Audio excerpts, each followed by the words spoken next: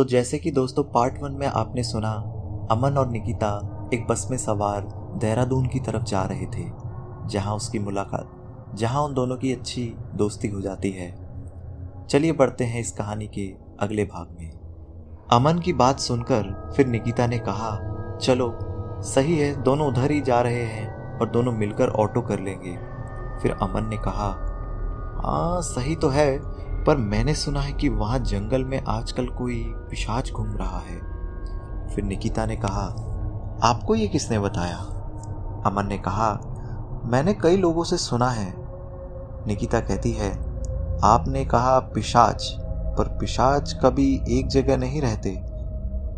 तुमने भूत कहा होता तो एक बार को मैं मान भी लेती, पर पिशाच हमेशा दूसरी दूसरी जगहों पर घूमते रहते हैं।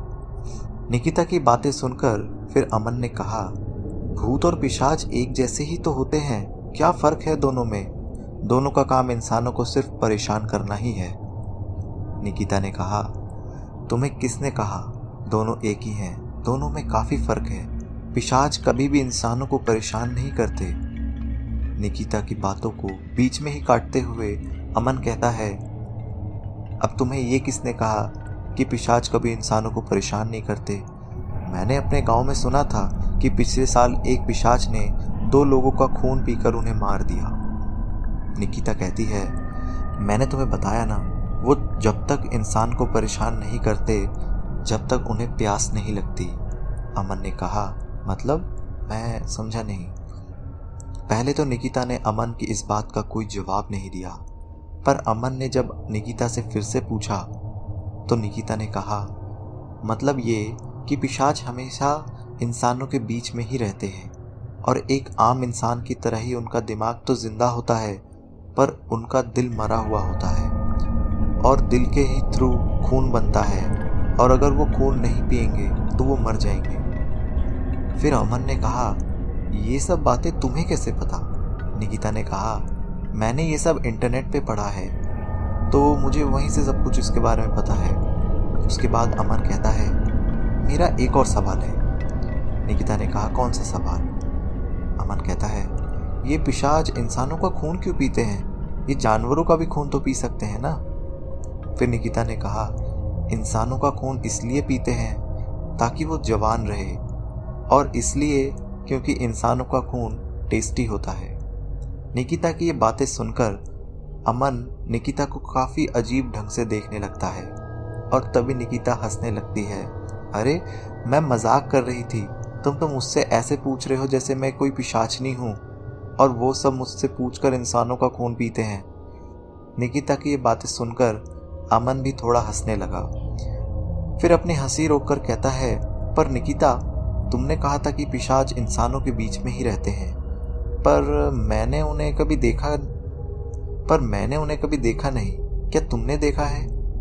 निकिता ने कहा, हाँ, और उन्हें तुमने भी देखा होगा, पर तुम्हें पता नहीं चला होगा क्योंकि वो आम इंसानों की तरह हमारे बीच में रहते हैं। निकिता के बगल में बैठे बैठे अमन ने उसकी सारी बातें ध्यान से सुनी, फिर कहा, क्या पिशाच हमारी इस बस में भी हो सकते हैं? निकिता कहती, हाँ बिल्कुल हो सकते हैं। ये भी हो सकता है कि तुम्हारे बगल में जो बैठी है वो भी एक पिशाचनी हो। अमन ने जैसे ही निकिता के मुंह से ये सुना, वो फिर से निकिता को घूरने लगता है। तभी निकिता फिर से हंसने लगी और हंसते हंसते कहती है, अरे यार, तुम बड़ी जल्दी डर जाते हो, मैं तो मजाक कर रही थी। फिर अमन ने कहा, अरे मैं डरा नहीं, मैं बस ये देख रहा था कि अगर पिशाच इतने सुंदर होते हैं तो क्या बात है। अमन की बात सुनकर निकिता मुस्कुराने लगती है, और फिर उसके बाद दोनों इधर उधर की बात करने लगते हैं। तभी बस के कंडक्टर ने कहा, देहरादून वालों आ जाओ, देहरादून आ गया है। कंडक्टर की आवाज़ सुनकर निकिता और अमन ने जैसे ही बस की खिड़की से बाहर देखा तो उनकी बस देहरादून के बस स्टैंड पर खड़ी थी। फिर उसके बाद अमन ने कहा, बातों बातों में पता ही नहीं चला कि हम कब देहरादून पहुंच गए। चलो आओ किसी ऑटो को ढूंढते हैं। फिर निकिता ने कहा, हाँ चलो। उसके बाद फिर दोनों बस से नीचे उतरते हैं और बाहर आकर इधर उधर ऑटो को देखने लगते हैं। तभी अमन को एक ऑटो दिख जाता है और वो निकिता से कहने लगता है, ए निकिता, देखो वहाँ एक ऑटो खड़ा है, चलो देखते हैं वो जाएगा या नहीं, क्योंकि रात भी काफ़ी हो चुकी है। इतना बोलकर निकिता और अमन ऑटो के पास जाने लगते हैं। और अमन ये इसलिए बोल रहा था कि ऑटो जाएगा या नहीं, क्योंकि उन्हें जहाँ जाना था वो पूरा जंगल वाला एरिया था, ऊपर से रात भी काफ़ी हो चुकी थी। उसके बाद निकिता और अमन ऑटो वाले के पास जाते हैं और अमन ऑटो वाले से बोलता है, हाँ भैया खाली हो? अमन की बात सुनकर वो ऑटो वाला बोलता है, हाँ भैया जी खाली है, तभी तो यहाँ खड़े हैं ना, बताइए आपको कहाँ जाना है। अमन कहता है, भैया जी थानो जाना था। अमन के इतना बोलते ही ऑटो वाले ने कहा, ना भैया जी हम नहीं जाएंगे इस समय उधर। क्या हो गया भैया जी, आप डरते हो क्या? अरे डरो मत, हम हैं ना आपके साथ। अमन की बात सुनकर ऑटो वाला बोला, अरे भैया जी वो पूरा जंगल एरिया है, इस समय कई बार जंगली जानवर सड़क पर आ जाते हैं, इसलिए भैया जी मैं नहीं जाऊंगा उधर। ऑटो वाले के मना करने के बाद निकिता ने अमन से कहा, तुम पीछे हटो, मैं बात करती हूँ। उसके बाद अमन ने थोड़ा पीछे हटते हुए बोला, हाँ मैं भी देखता हूँ तुम कौन सा तीर मार लोगी। उसके बाद निकिता ने ऑटो वाले से कहा, भैया हम आपको वहाँ का जितना भी किराया होगा उसका डबल देंगे, प्लीज़ भैया जी। निकिता की बात सुनकर फिर ऑटो वाले ने थोड़ा सोचा और कहा, ठीक है बैठ जाइए आप लोग। अमन ने जैसे ही सुना कि ऑटो वाला जाने के लिए तैयार हो गया है, फिर उसने ऑटो वाले से कहा, क्या बात है भैया जी, लड़की ने कहा तो एक ही बारी में मान गए, और इतनी देर से जब मैं बोल रहा था तो मना कर रहे थे। फिर निकिता ने अमन की बात को बीच में ही रोकते हुए कहा, वैसे भैया हम कितने बजे तक वहां पहुंच जाएंगे? ऑटो वाले ने कहा, मैडम जी तुम लोग अभी ऑटो में बैठ जाओगे तो हम 2 से 3 बजे तक पहुंच जाएंगे, और अगर ऐसे ही बात करते रहोगे तो मुझे लगता है कि वहां 4 बजे तक ही पहुंच पाएंगे।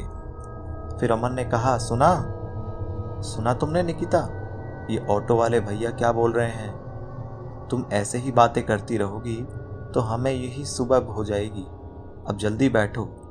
अमन की बात सुनकर निकिता ने थोड़ा हंसते हुए कहा, जी महाराज मुझे माफ कर दो, और अब ऑटो में बैठ जाओ। फिर उसके बाद निकिता और अमन ऑटो में बैठ जाते हैं। फिर ऑटो वाला काफी तेजी से अपना ऑटो भगाने लगता है।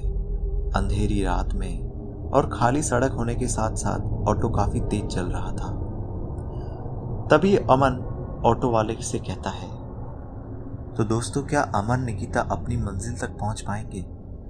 आखिर ये पिशाच होता कौन है? जानने के लिए देखेंगे इस कहानी का पार्ट 3 और फाइनल एपिसोड।